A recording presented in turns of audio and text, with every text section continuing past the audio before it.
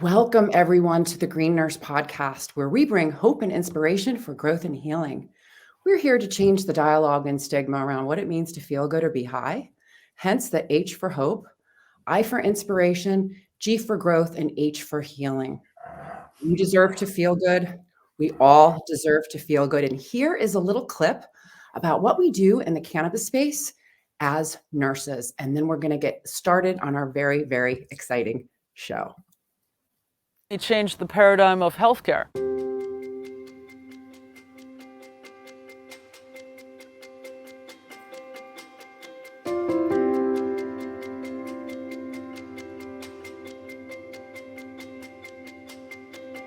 The Green Nurse is a holistic cannabis nurse that teaches on the endocannabinoid system and the safe utilization of cannabis and other progressive tools to help people reach a better quality of life. I'm the founder of Holistic Caring. We're based here in California, and we do educational programs and case management for patients on how to use cannabis therapeutically as a medicine. We're also here to decrease stigma around what it means to feel good and be high, hence the H for hope, I for inspiration, G for growth, and H for healing. As the founder of Holistic Caring, I basically oversee the whole ship, and what we're doing is progressive education. Cannabis actually supports all 11 organ systems, our immune system, and all the neurotransmitter signaling systems that give messages to tell our body to either do something or not do something. Because the plant was prohibited, it prevented health professionals, doctors and nurses from learning about cannabis as medicine. I want to change the paradigm of healthcare and us paving the way into a new vanguard of medicine. It's about education, it's about empowerment, it's about teaching people how to feel good, bridging the gap from what they're not getting from traditional medicine, utilizing different plant medicines, adaptogens, tips, tricks, hugs, and nugs of information to support and nourish the most important system in our body. It's a lot of soul work, a lot of love, a lot of discipline, and meditation. I'm using my life work as a testimony to others to learn how they can be their own hero and then go help heal the world. And we are, as nurses, the game changers.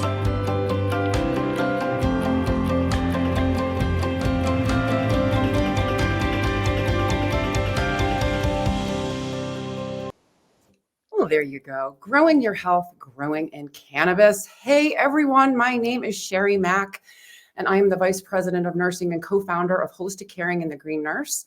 I'm a cannabis nurse, cannabis patient, cannabis advocate, activist, and a very, very passionate podcaster here to change the paradigm of healthcare. And I'm really excited to announce that this is my 7th year podcasting The Green Nurse, Living Your Best Life. Started podcasting in 2018 when the National Council State Boards of Nursing came out with their guidelines that all nurses must have 6 essential areas of knowledge when it comes to cannabis as medicine. I started podcasting to share compelling stories of healing and to decrease stigma, since I too use cannabis as medicine. But before we get started on our very exciting show today, we do have a message from our sponsors at Bloom Hemp, and I'm just going to pull up that handy dandy slide and let you know all about this company. So Bloom Hemp is a woman and nurse-owned national CBD hemp supplier, leading with quality, safety, value, and patient-centered care. Bloom Hemp products are USDA organic, CBD grown in the mountains of Colorado, tested for purity, potency, cannabinoid, and terpene profiles. Bloom Hemp is proud to offer a free nurse line, 970-404-HOPE-4673, to answer any questions and explain how and why CBD works in the body. Bloomhemp.com and a special code of Green Nurse for 10% off. And there we go. Bloom Hemp as our sponsor. Thank you to Bloom. And Cannabis Nursing has been recognized as a specialty, and nurses are truly making an impact on advocating for the safe therapeutic use of cannabis. And today we have a remarkable academic nurse on to share her cannabis nursing journey with us and what brought her to become involved in the plant medicine arena, doing a lot of amazing things. So Dr. Deanna Collins Sommers is an accomplished nurse leader, researcher, and author. A distinguished 33-year career in academic and healthcare institutional settings. Dr. Sommers has undertaken various leadership roles throughout her career, including Associate Dean, Director of College of Nursing, Assistant Dean, Clinical Coordinator, Chair of Admissions and Curriculum, faculty and mentor at a private nonprofit academic institution in the Midwest within the United States. And she currently holds a faculty position at an academic institution in Florida. She holds a terminal degree, a Doctor of Philosophy in Public Health, with specialization in health promotion and community education, a master's degree in nursing, and a certification as a Pediatric Nurse Practitioner in primary care. Dr. Sommers began her nursing education by obtaining an associate's degree in nursing science. She attended Wayne State University in Detroit, obtaining undergraduate and graduate degrees. And her experience includes 7 years in the adult ICU, CCU, 11 years in general pediatrics and the pediatrics intensive care unit, and approximately 25 years as a pediatric nurse practitioner. She is a graduate of Pacific College in Health Sciences and holds a medical cannabis certificate. Very, very exciting that Dr. Sommers joined the American Cannabis Nurses Association in 2019, where she quickly joined the credentialing committee and later became chair of that committee.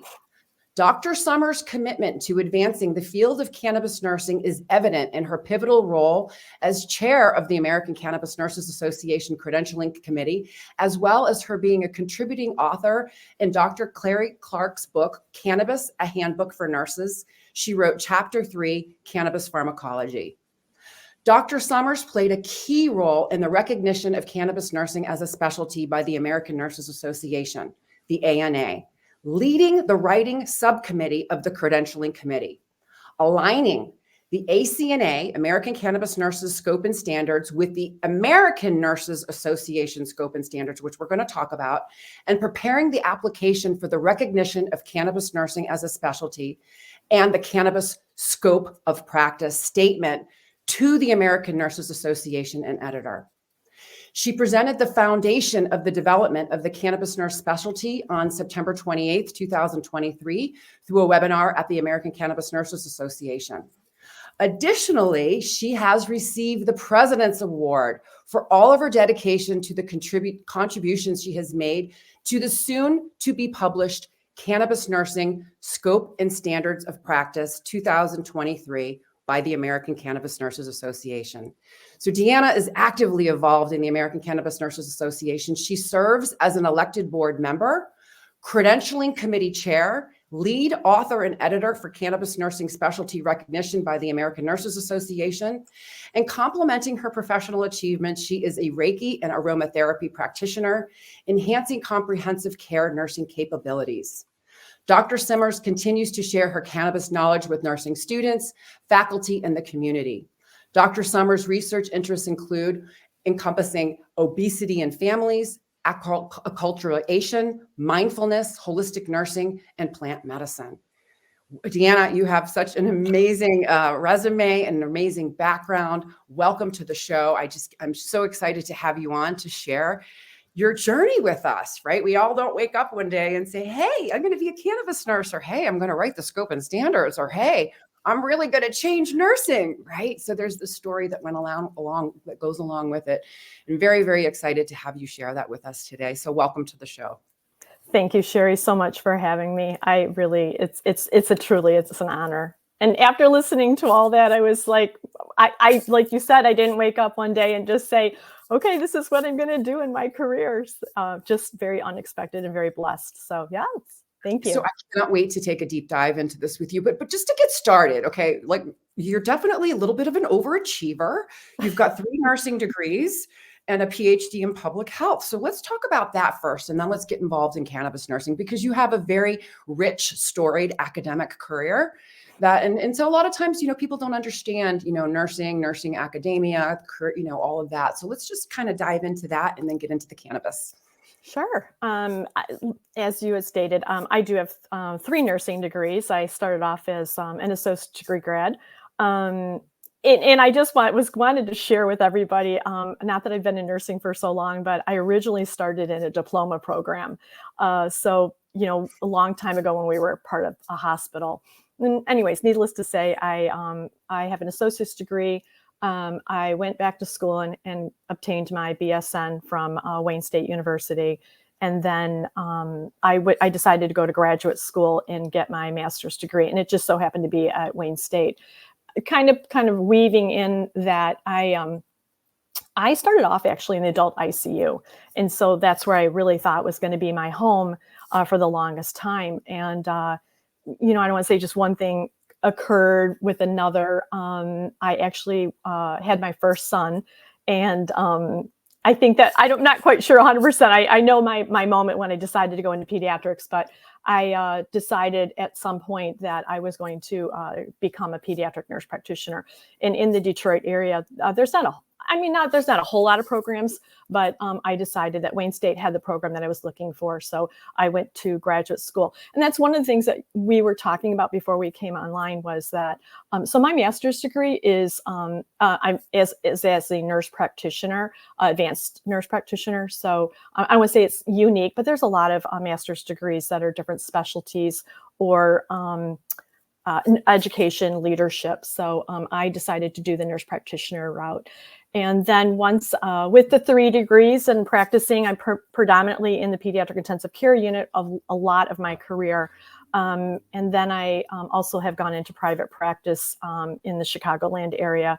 I decided to somewhere in the midst, I transitioned into academia. I decided to, my husband at the time was traveling and I wanted to be closer to home. I was already working adjunct faculty at local community colleges. And so a full-time position came up and I'm like, you know what, we'll see if something I'm interested in. That's the wonderful thing about nursing is that you can go into an area, you can go into adult ICU, you can go into PICU, you can go into maternal, mental health, whatever is your heart's desire. And then, you can change if you want to. So I decided to make the leap into academics. At the time, I was also working in the emergency room. I didn't really say that, but I have ER experience. And I decided to get that job when I relocated to the Chicagoland. I kind of wanted a fun job. And I thought, what haven't I had on my resume that I've already done adult ICU, CCU, the hospital that I was at in Detroit, they had everything kind of separated out by respiratory intensive care unit, cardiac intensive care unit. I had done those. I did the pediatric intensive care unit. So when I moved to Chicago, I was like, maybe I'll try ER.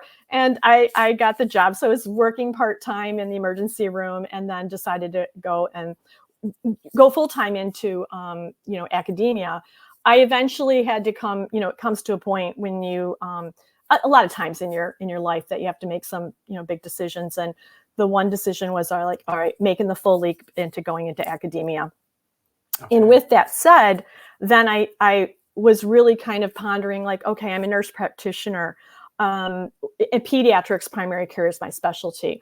So what else do I want to do with myself? I really decided, what avenue do I want to go? Do I want to get a doctorate degree in nursing?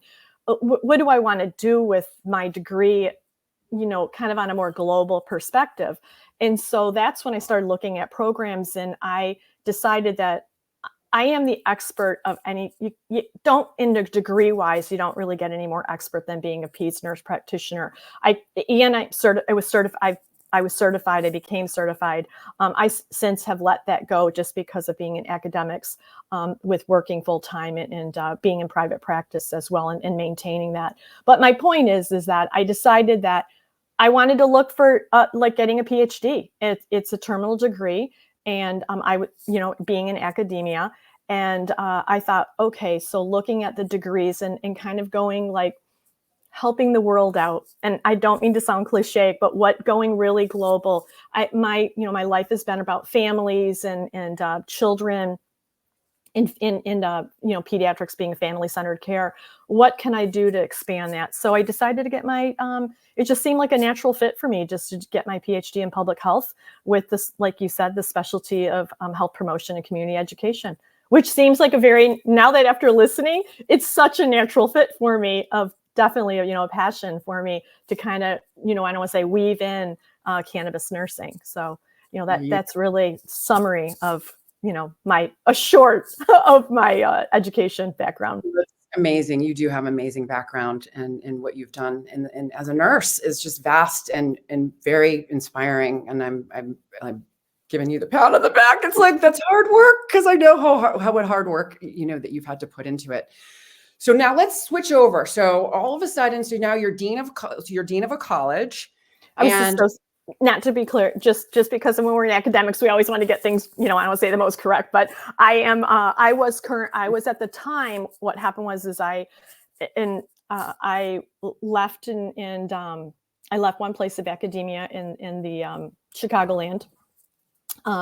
I decided to retire from that institution, and I kind of went down the street, and I got a promotion, and I became my official title. I was the assistant dean and director, and then I became the associate dean there. And yes, so I'll jump into the story of what really kind of got me where I'm at, in the initial. So I was very new in this position. I believe I started off in July, not that that's relevant, but I did cause little waves here. So I started the position in July of 2019.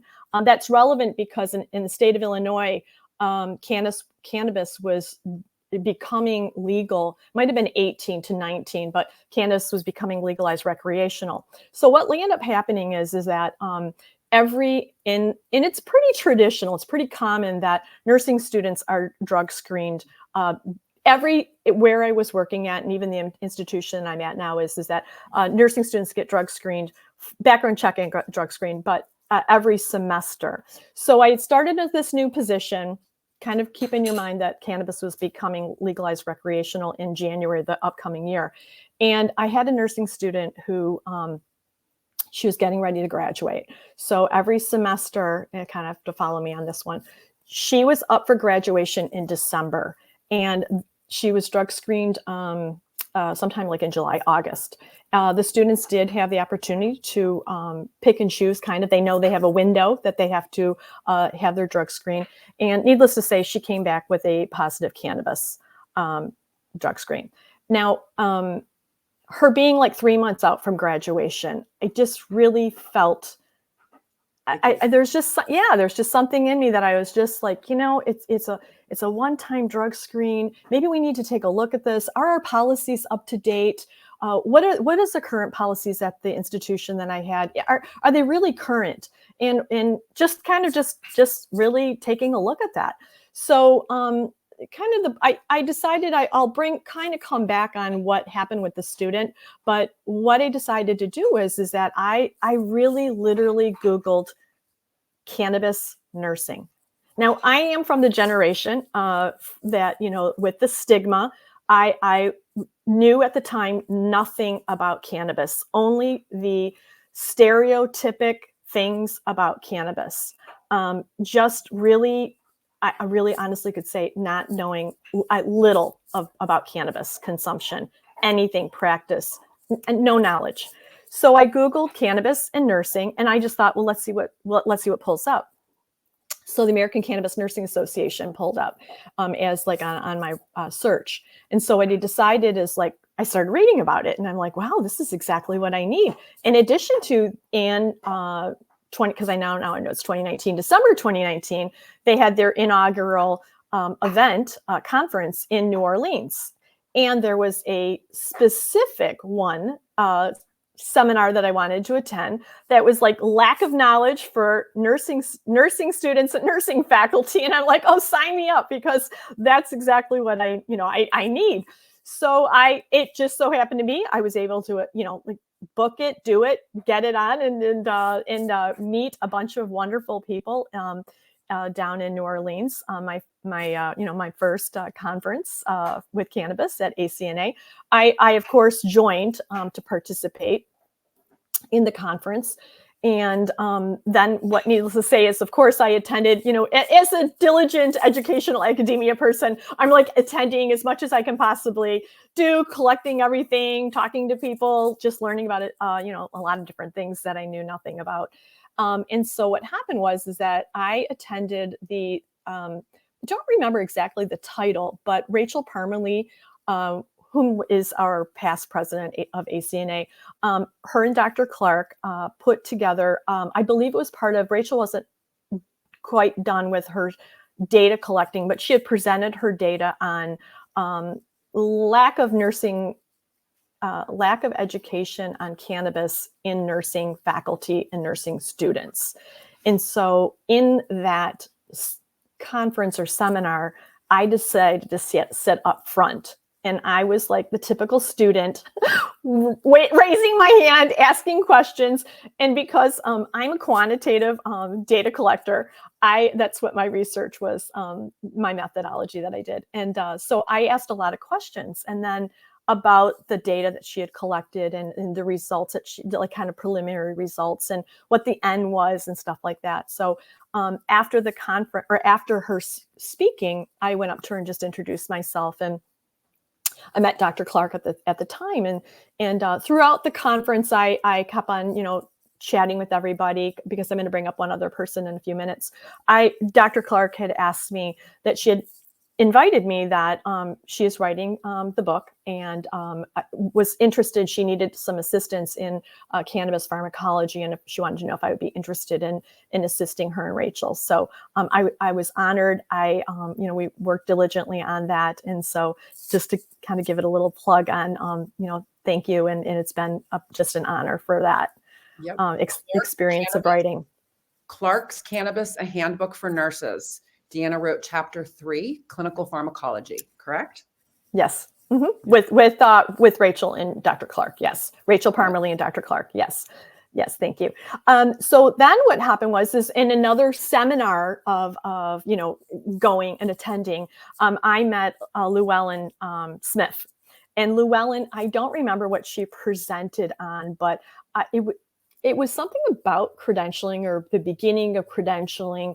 And I again, found that interesting, since being at the time a certified nurse practitioner and credentialing, and it just, kind of an academia interest. So I met Llewellyn, and Llewellyn quickly recruited me for being on the credentialing committee that she was the chair of. Her and Holly Evans Watson, they were co-chairing together, for a period of time. When I came onto the committee, they were taking a look at they were taking different specialties that had scope and standards, and aligning them with a potential of how cannabis scope and standards would look. So they were looking at a lot of people that are listening are nurses, and maybe some are not, but a lot of different specialties, like hospice nurses have scope and standards, pediatrics has scope and standards, correctional nursing has scope and standards, palliative nursing has scope and standards. So there's other specialties that have scope and standards that have been approved by the American Nursing Association. So what they were doing is everybody was kind of taking their area of their interest and really just taking a look at how they could kind of, I don't say develop, but look at the scope and standards. Kind of parallel, I might be a little off on the timing, because I've been doing this for 3 years now on the scope and standards. But what ended up kind of transpiring and evolving is that in 2021, the American Nursing Association revised their scope and standards to the 4th edition scope and standards. And the scope and standards is the scope and standards that describes the who, what, where, when, why, and how of nursing practice. And that's really, I don't want to say kind of bringing it a little bit down, is just it that answers all the questions for us as nurses, what we can practice as a registered nurse.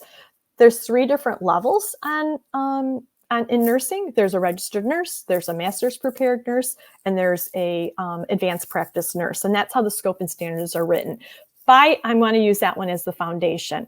So back to cannabis nursing is that the American ACNA, they had a scope and standards that was written by a group. Dr. Clark, I know, was part of that. I apologize for not knowing everyone that was on previously on that committee, but that was the 2019 version of the scope and standards. kind of, I don't want to say it wasn't really an issue. It was a great thing. It was a great foundation to get us started with. But the scope and standards needed to be in alignment with the 4th edition. And there were quite a few additions to the scope and standards by the ANA. One kind of, I don't want to say fun fact is that those who are on that are listening that kind of remember us calling patients patients. And then we changed it to the word client. And so it goes from patient to client. Well, the new word is they're healthcare consumers. So that's just to let us all know that it's healthcare consumers. So there were some other things they changed, like or added, like different standards. So there are 18 standards, and each standard has a competency.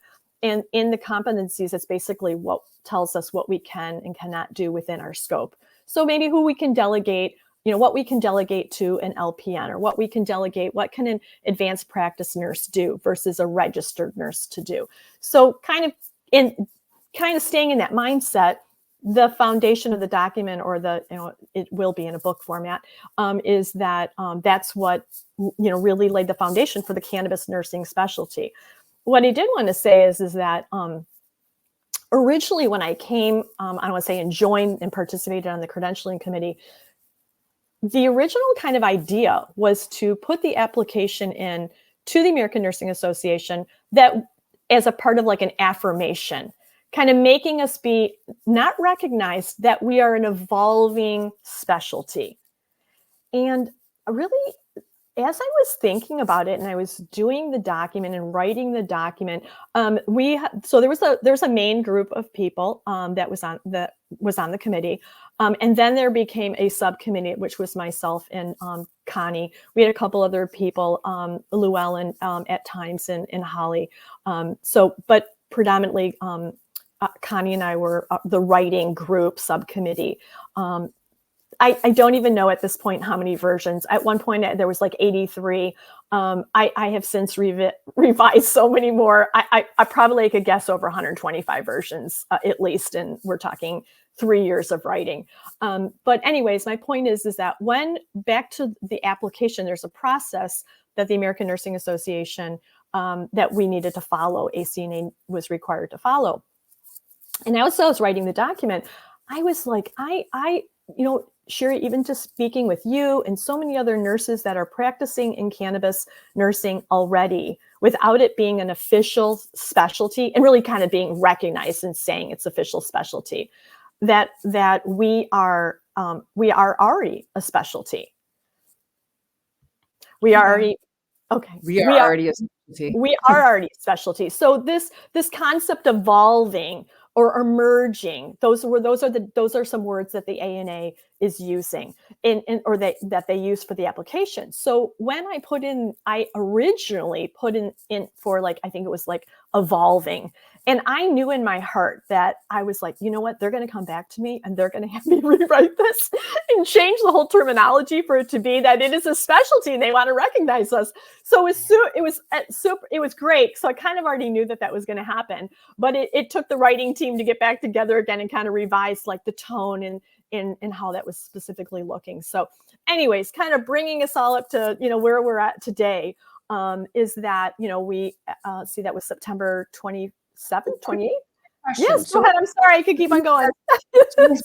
Cannabis nursing is a specialty. Someone's like, well, what does that mean? What does that mean? What is that? Really? Cannabis nursing is a specialty? What does that mean? That's a big question that we're getting. How would you answer that? Sure. So, I even I wanted it to be formal off of, so quoting, I don't want to say necessarily myself, but cannabis nursing is defined as a specialty nursing practice focused on the care of the healthcare consumer seeking education and guidance in therapeutic use of cannabis. So it's when I was reading that and I was writing it, today prepping, I was thinking, I'm like, it's really even like maybe nursing students, nursing faculty, community. There are so many people that are just not educated with regards to cannabis, and however that's looking for our healthcare consumers. Yeah. Well, if the endocannabinoid system is the most important system in our body that regulates all 11 organ systems, our immune system, all the neurotransmitter signaling systems, and hormonal signaling systems, it makes sense that we would need to learn about that system first because it's a downstream effect to every other system that exists in our body. Right? Mhm. Kind of makes sense that we would, that as clinicians, as doctors, as nurses, as healthcare providers, that we would have an understanding on what can influence the endocannabinoid system and what positively and negatively, and then make decisions based on that, right? So endocannabinoid system, largest neurotransmitter signaling system in our body, everything that we do or don't do in our lives affects how that system works, whether we're using cannabis or not. So it makes sense that we understand that system so we can nuance and integrate the entire body for whole person health and healing. And that's the part that I love. And I love how the American Cannabis Nurses Association, their definition of the therapeutic use of cannabis is the use of cannabis products for medicinal, wellness, or healing purposes. And that covers a whole broad spectrum of biopsychosocial spiritual, right? Mind, body, spirit. We know that cannabinoids are pleiotropic, affecting multiple physiological systems all at the same time. So this is just so amazing that this is coming to the forefront and that it's finally been recognized, and so grateful that you actually were leading this. So this is just, it's just amazing. And so this has been a project. This isn't something you wrote overnight. This has been going on for how many years, Deanna? I'm guessing probably over 3 years now at this point, but yeah. And the process is working with the editor, and, as of September, we were, it was official, continuing on with the process. We are, myself is working with the editors and just kind of, I would say not revising. It's not really revising. It's just taking a look at making sure links are working correctly, that when it goes into print, that the formatting, the copy editing is correct. I am hoping that we are like near the finality of this, and that's just about complete. So it's been. And so you wrote the scope and standards. The ANA, the American Nurses Association, is the one that's going to be publishing it, correct? That's correct. That's correct. And it will be sold on Amazon. Is that correct? I think you'll be able to get it through actually, if you go on the website from American Nursing Association, they have all specialties. And I would think that the cannabis nursing scope and standards will be listed with their specialties. ACNA will also have it available. I'm sure that you could purchase it through that link as well. So yeah, I would strongly encourage you to go to the American Nursing Association site to purchase that.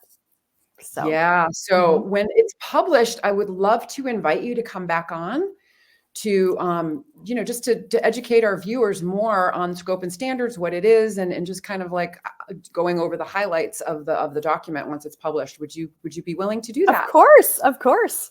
Yes. Awesome. So also of note, you won the President's Award. So I first met you at the ACNA conference in 2023. And you won the President's Award. So tell us about that award.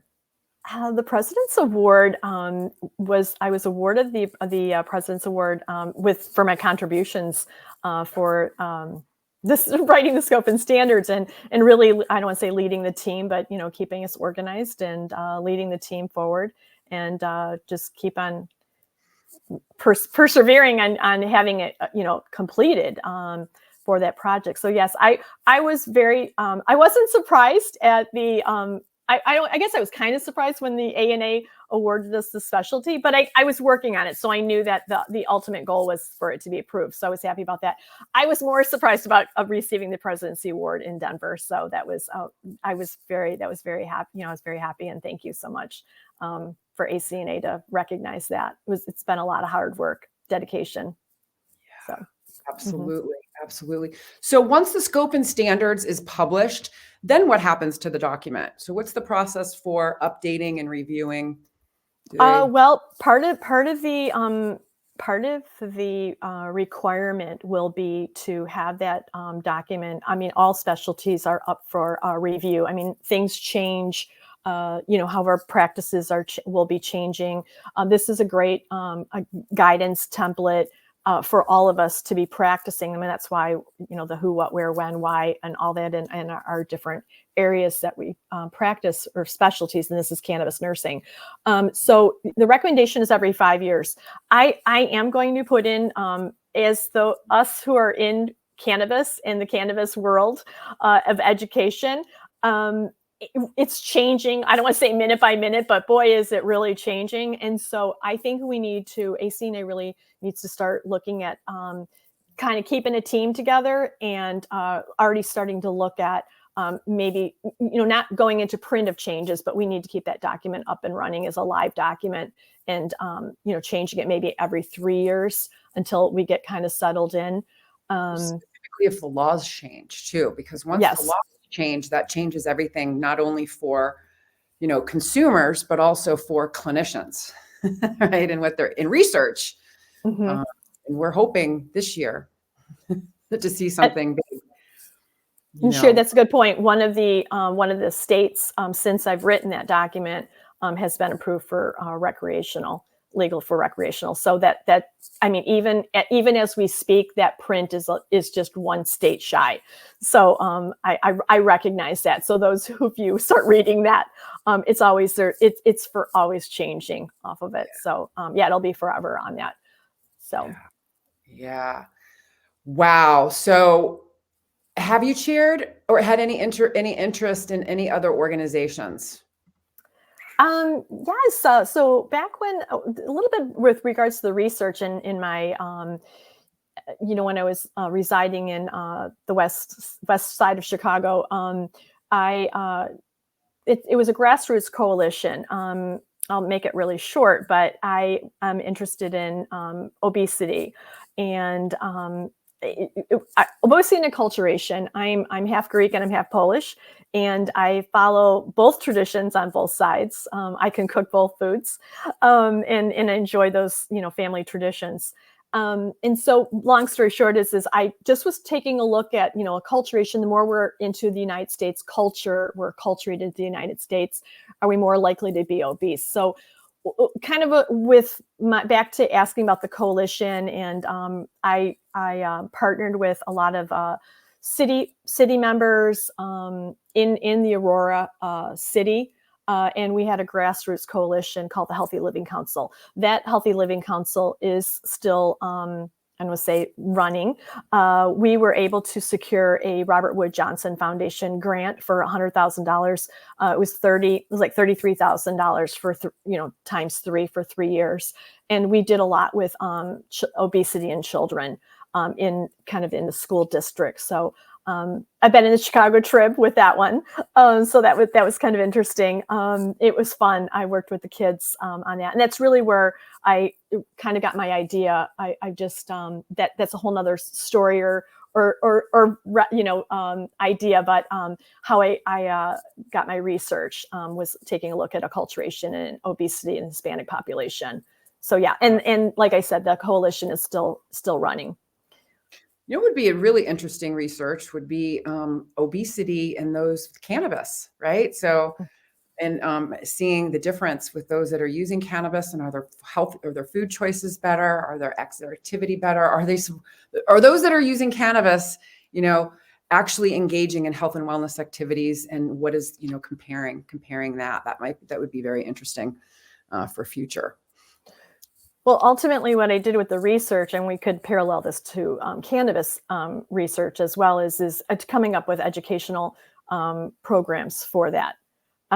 It just as a follow-up. I mean, so we took a look. I realized that families need education in obesity. Obesity isn't always necessarily like a one person, I don't want to say disease, but one person. So it's usually the family that needs, like the mom and the dad, and then you have the children. So we could do the same model with cannabis. Yeah. So it'd be very, very interesting. Very, very interesting. Okay. And also, you also are involved, being a holistic. So you're part of the American Holistic Nurses Association. You're part of that organization, and you're also into other alternative healing modalities. It kind of pairs with cannabis, right? All of these different things that you do, energy healing, Reiki, aromatherapy, all of that. You're also a tribal dancer. So I want to talk about some of these interesting, unique things that you've done. So tell us, tell us first about living off the grid for 10 days. That was a little bit different than than my aromatherapy and Reiki energy, but yes.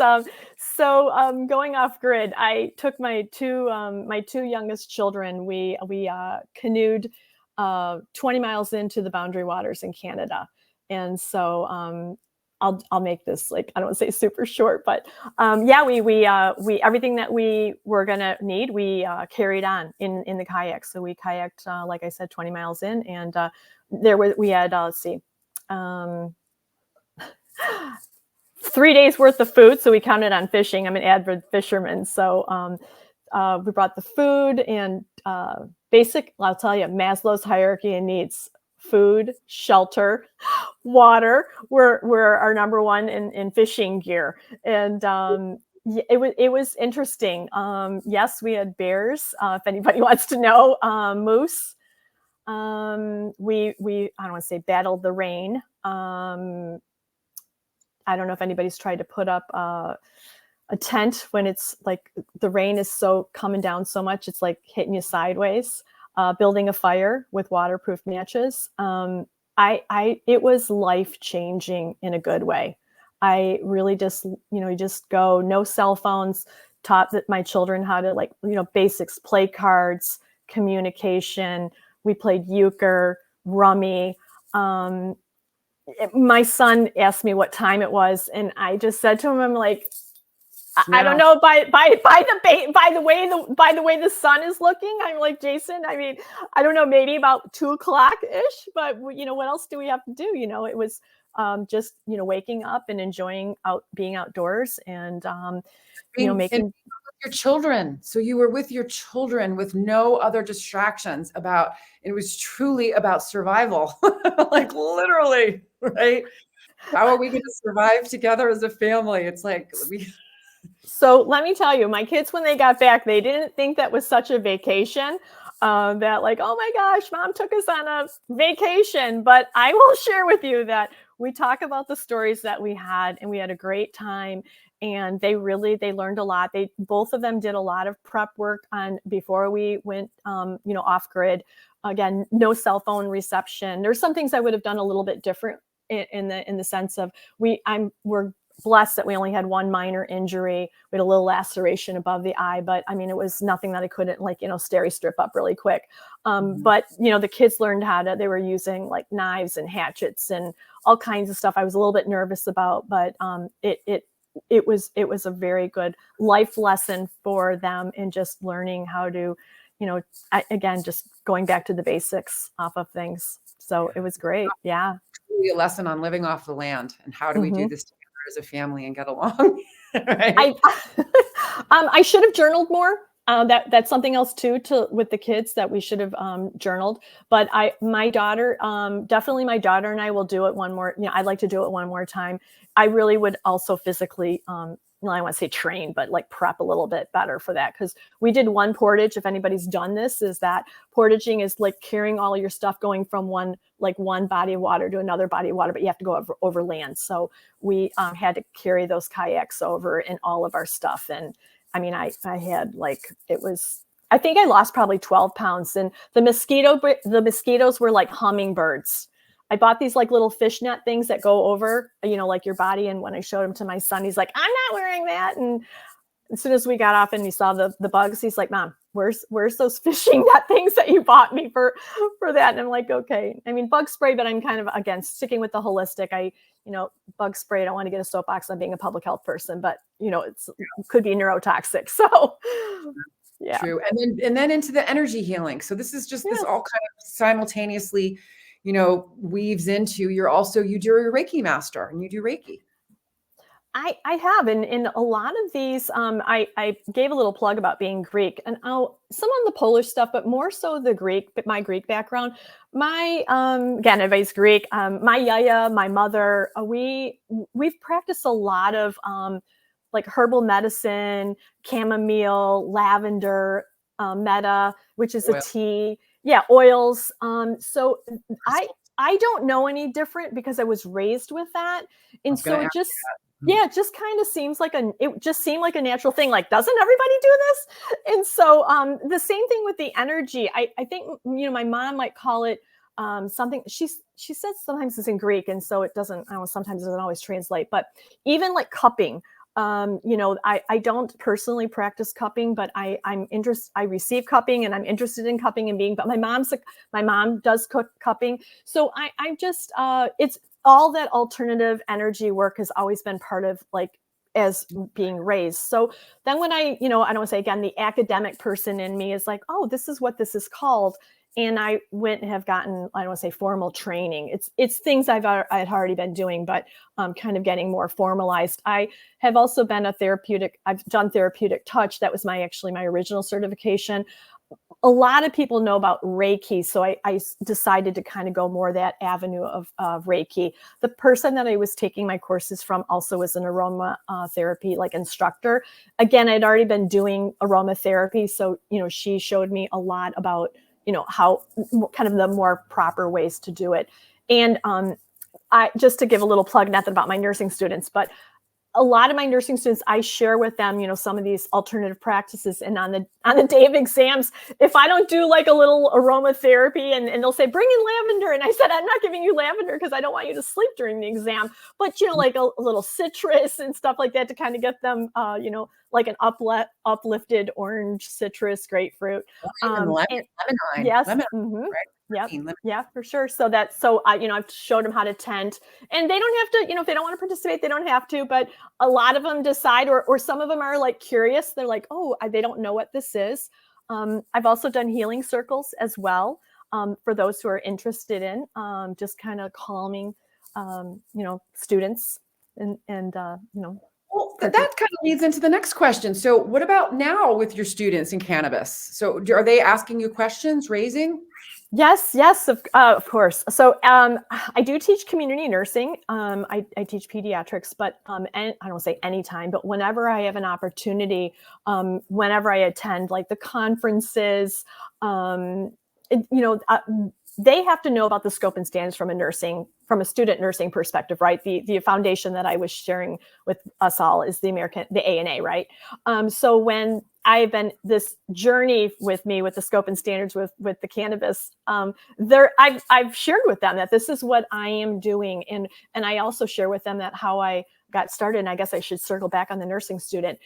So I've shared with them on different things with nursing students, nursing education. In role modeling, like you may not wake up one day and say, you know what, today I'm going to be a cannabis nurse and I'm going to write the scope and standards, or I'm going to be a pediatric nurse practitioner. The world is your oyster. Dream big. You can do whatever is within your mind of doing. So I just like to share everything, whether it be about cannabis nursing, which is of course, but just having the students dream. Back to the nursing student, I wanted to kind of circle back with her is what I did was it's about policy. And again, I shared that with the students too about changing policy and how that could be important potentially. One of the things I realized is that our policies just need to be updated and aligned with the hospitals in the local area. That student, I had her repeat her drug screen. I don't want to say sadly to say, she came back negative, but she was negative dilute. And in the area where our clinical sites were, they require nursing students to have a negative test, just negative, but it can't be dilute. So I did have to dismiss that nursing student. I reached out to Colorado's nursing board, California's nursing board. It might have been a couple other ones, but those were the ones that I know, because I wanted to just make sure that we were in alignment with the other states that was legalized recreational. We did change we adjusted our policy a little bit to reflect what was most current. And then a happy ending to the story is I do know that student had moved on to another nursing student, and she is practicing now as a nurse. So I know I'm very happy. And you know what?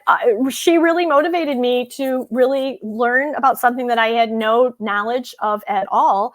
I know that you shared with everybody that I decided to get my certificate in medicinal cannabis from Pacific College. So, and I read as much as I possibly can and just keep on moving forward on it. So curious to know your perception of cannabis prior to becoming involved in the American Cannabis Nurses Association to now.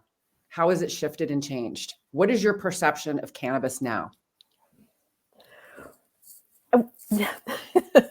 I'm laughing because my perceptions are like 360 on the stereotypic, gosh, the war on drugs and all that, which I don't want to say we all know about, but just I just such a lack of knowledge, just such a lack of knowledge and not understanding. And I don't know. I don't want to say that I was embarrassed, but gosh, there was so much that I didn't understand. And then just becoming aware, and I want to say just opening up, and just listening to people, doing more observation of people that I know that are consuming cannabis, and there's a lot of pain out there. A lot of people are in pain management.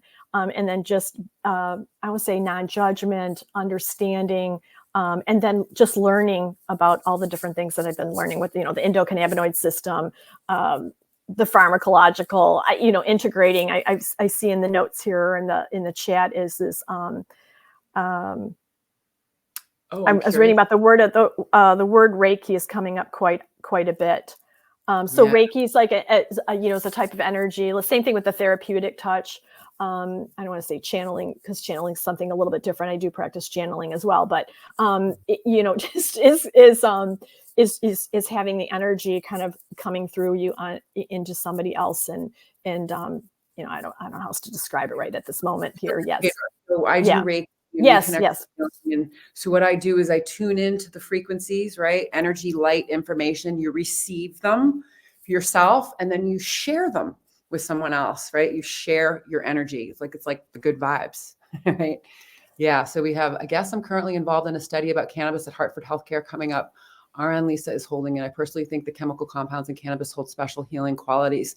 Well, yeah, the amazing thing about cannabis is when you understand the endocannabinoid system, that I love. So that endocannabinoid system we never learned about in nursing school, and hopefully someday that's going to change. They're going to start teaching that.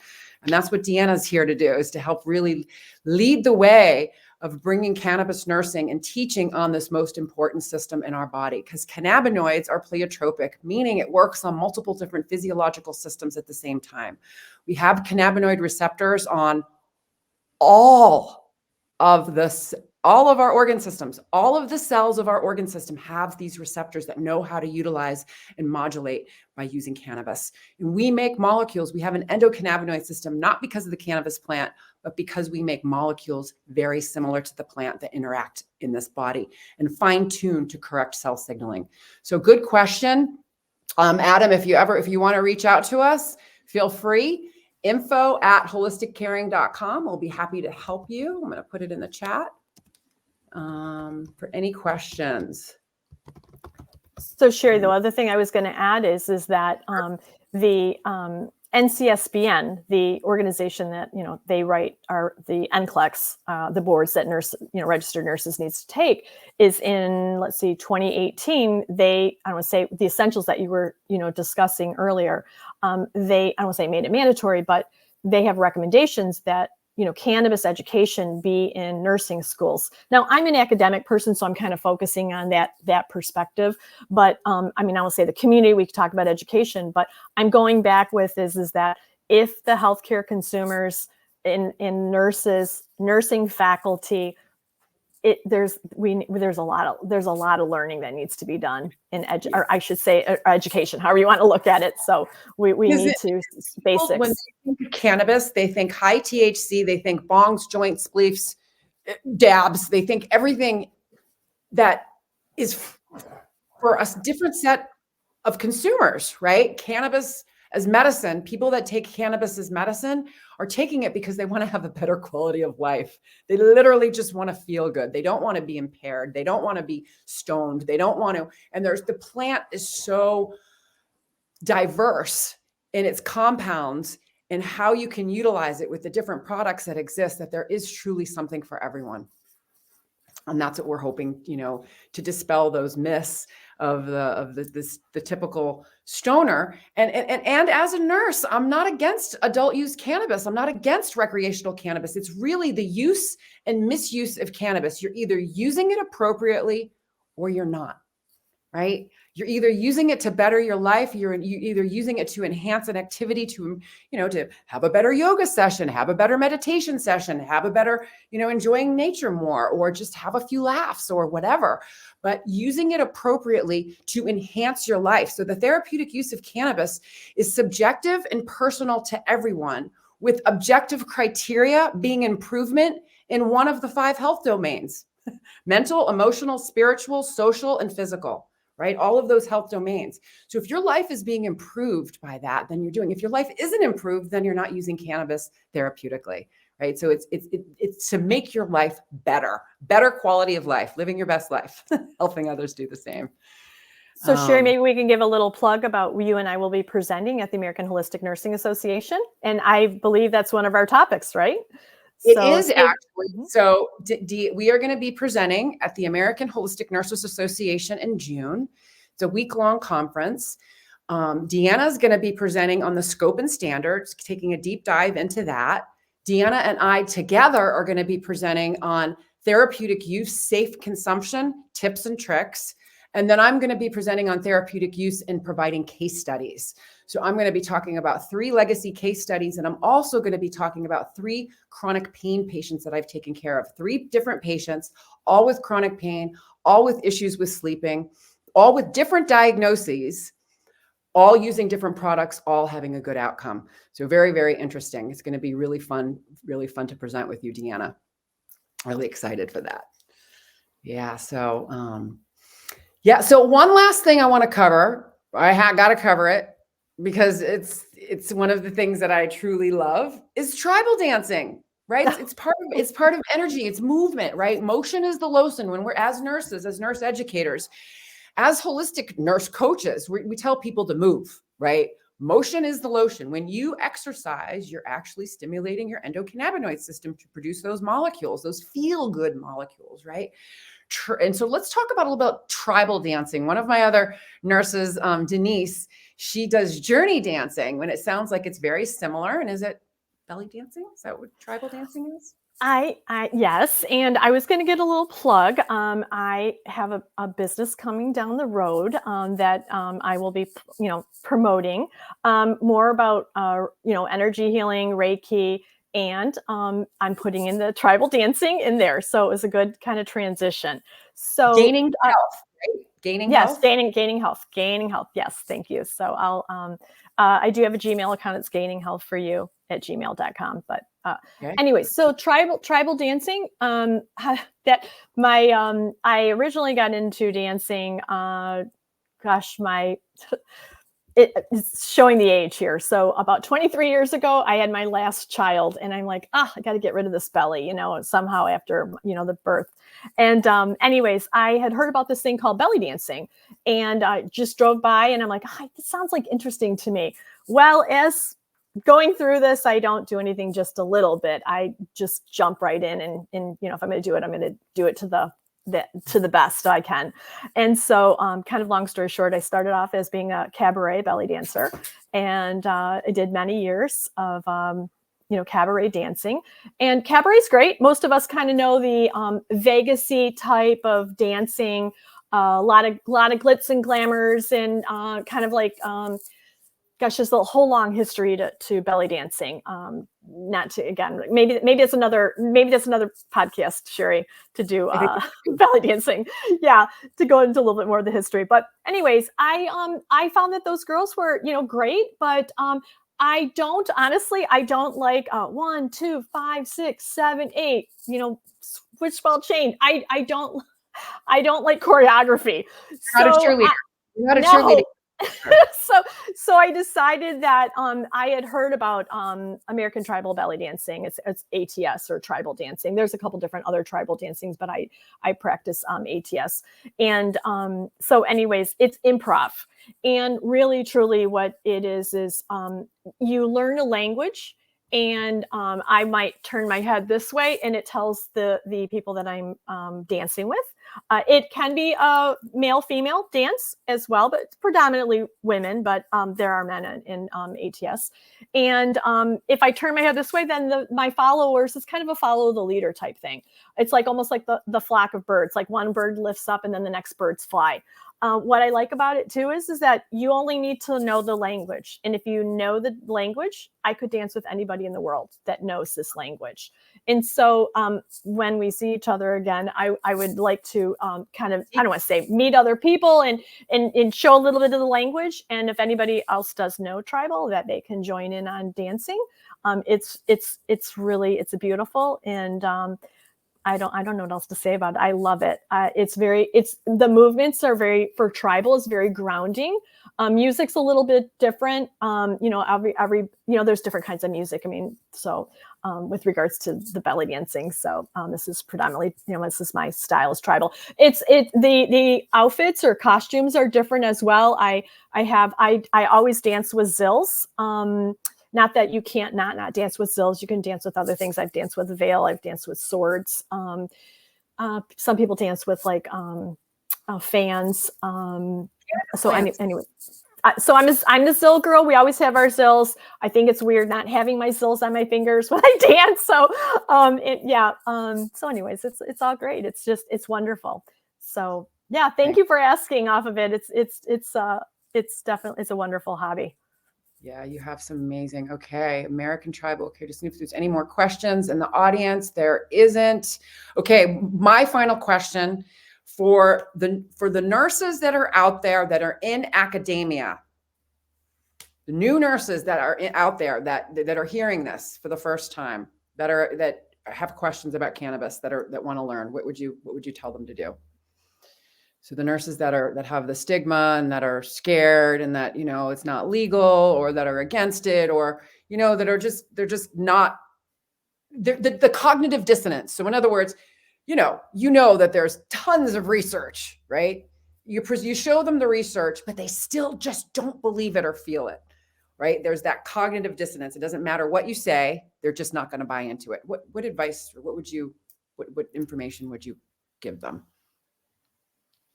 Well, first of all, what I try to do is just like of education of some sort. It really, once you start talking to somebody, you can kind of understand like maybe where did they, what is their background, that they have their, belief systems. I'm not here to change anybody's belief systems, but if you're educating them, one of the first things that I thought of when you first asked the question is I would reach out to the American ACNA. I'd reach out to American Cannabis Nursing Association, connect with ACNA. Reach out to myself, reach out to yourself, reach out to people that are doing cannabis education, that have it available so you can become aware of. Going back to my nursing students, when I am lecturing, like I lecture today, pediatrics, if we're talking about seizures, I bring in cannabis. Just discussing it. Yes, because when I attended conference, it was a new thing that pharmacist was presenting on cannabis. Again, anytime that there's an opportunity to really kind of integrate the scope and standards being new, that's changing nursing. And so I think we need to be more aware of that. So back to somebody who's just kind of, because I've had those people, we've all met that person who's just like, I like nothing. I don't want to learn anything about it. Right. Maybe they've had a poor experience. Maybe, their stigma is, for coming back from something that they've had.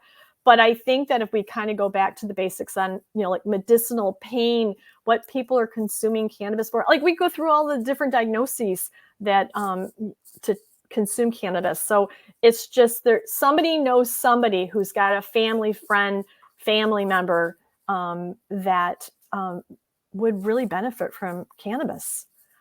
So I just think that that's what we need to come, we all want to come, comes down to really helping out everybody. Yeah. helping everybody. So, Dr. Deanna Sommers, it has been an amazing show. Thank you. Thank you for all that you have done to advance cannabis nursing and all that you're going to continue to do. You know, you're on the board of directors of ACNA. You're going to be presenting at CanMed. You're going to be presenting at AHNA. You're going to be, the Society of Cannabis Clinicians is going to have you on. You're doing a lot of amazing things just to spread the word on cannabis nursing. And I'm very grateful to have you on the show today.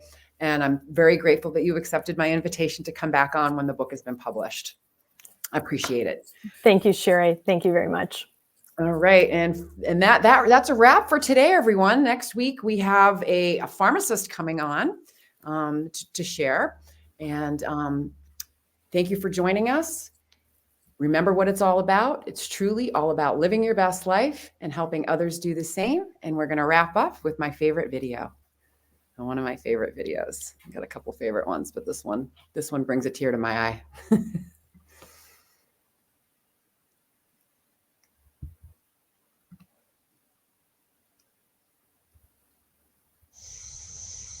We're here to educate and empower patients to make choices that are best for them. We're also here to decrease stigma around what it means to feel good and be high. Hence the H for hope, I for inspiration, G for growth, and H for healing.